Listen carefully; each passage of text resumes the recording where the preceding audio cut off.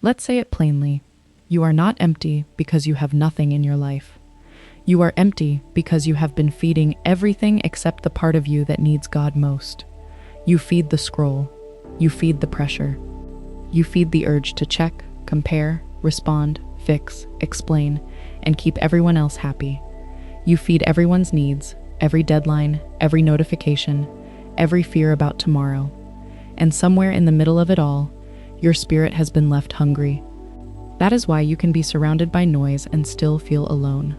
Why you can be busy all day and still feel unfulfilled.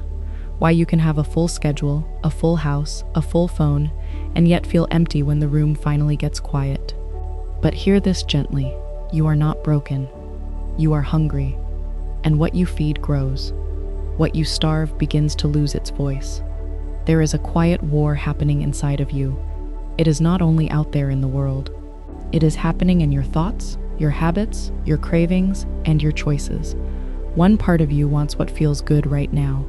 Another part of you wants what will make you whole. One part wants comfort without cost. The other wants growth, peace, and closeness with God. And you cannot keep feeding both in the same way. Today is not about punishing yourself. It is not about proving that you are strong enough. It is about becoming free. Because you have been carrying a weight that was never meant to live on your shoulders. And it is time to get light again. When we talk about the flesh, we are not talking about your body being bad. We are not talking about denying every need or living without joy. We are talking about that lower craving inside us that always reaches for the quickest comfort. It is the voice that says, "You have had a hard day, stay on the app a little longer." It says, "You are tired, you can pray tomorrow." It says, "Reply to that message, reopen that wound, maybe this time it will feel different." It says, "Buy it, eat it, watch it, say it, prove yourself, make them notice you." It sounds small, it sounds harmless, but it slowly steals your peace, because that craving does not want you restored, it wants you distracted. It does not want you steady, it wants you dependent on whatever gives you a quick feeling of relief. It craves applause instead of purpose. It craves attention instead of peace. It craves control instead of trust. And it is never satisfied. Give it more attention, and it asks for more. Give it more noise, and it asks for more. Give it more comparison, more drama, more sugar, more validation, more worry, and it will still whisper, "Just one more." But your spirit is asking for something different. Your spirit is not begging for more noise. It is begging for less. Less distraction, less pressure, less fear, less of the things that leave you depleted, and more of God. There is wisdom that reminds us a mind ruled by lower desires leads us toward emptiness, but a mind surrendered to the Spirit leads us into life and peace. Maybe you have felt tired lately, not only because life is demanding, but because your mind has been pulled in two directions. You are trying to hold peace in one hand while constantly reaching for distraction with the other. You are asking God for clarity while feeding the confusion that keeps you from hearing Him. You are longing for rest while continuing to give your attention to the very things that stir up your anxiety, and you do not need shame for that. You need an honest reset. You do not need another quote that makes you feel inspired for 5 minutes. You need a new pattern. You need holy discipline. You need to fast from whatever is feeding your weakness. Sometimes starving the flesh has nothing to do with a plate of food. Sometimes it looks like closing the app when you want to keep scrolling. Sometimes it looks like turning off the show and sitting in silence for 10 minutes. Sometimes it looks like not replying to the message that always pulls you back into pain. Sometimes it looks like refusing to repeat the gossip. Sometimes it looks like saying no, even when every part of you wants to say yes. It is letting the urge pass instead of obeying it. It is allowing the discomfort to rise without running away from it. It is sitting with the feeling long enough to discover that it will not destroy you. At first, that lower craving may protest. It may feel loud. It may feel urgent. It may act like you are losing something important. But you are not losing yourself. You are returning to yourself. Stillness can feel uncomfortable when you have been using busyness to avoid what hurts. Silence can feel frightening when your worth has become tied to being needed. but the quiet you have been avoiding may be the very place where God wants to heal you. The wilderness is not always a place of loss.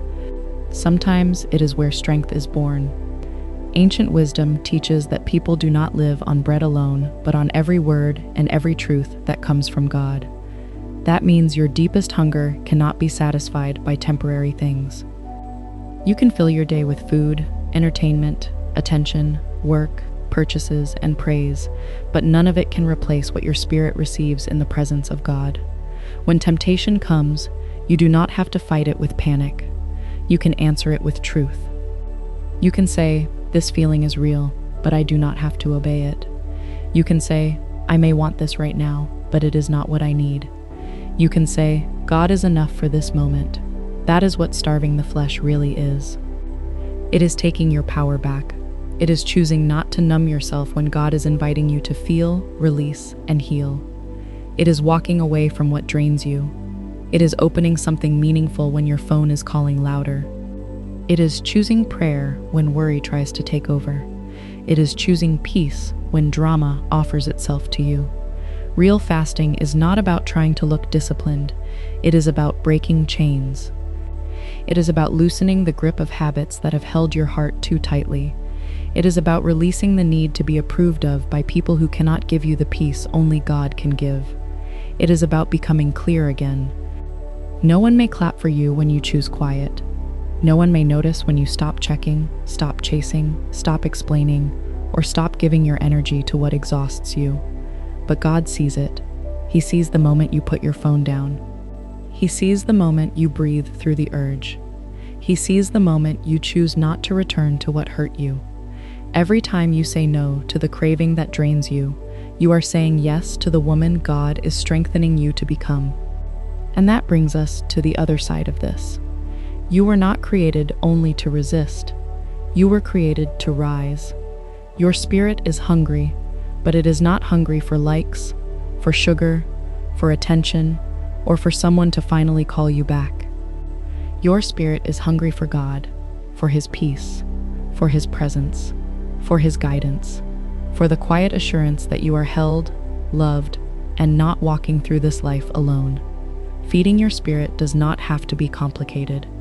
It does not require perfection. It requires presence. It begins in small moments. Before you reach for your phone, reach for God. Before you let worry tell you what the day will be, take one quiet breath and give the day back to Him. Talk to God honestly, not perfectly.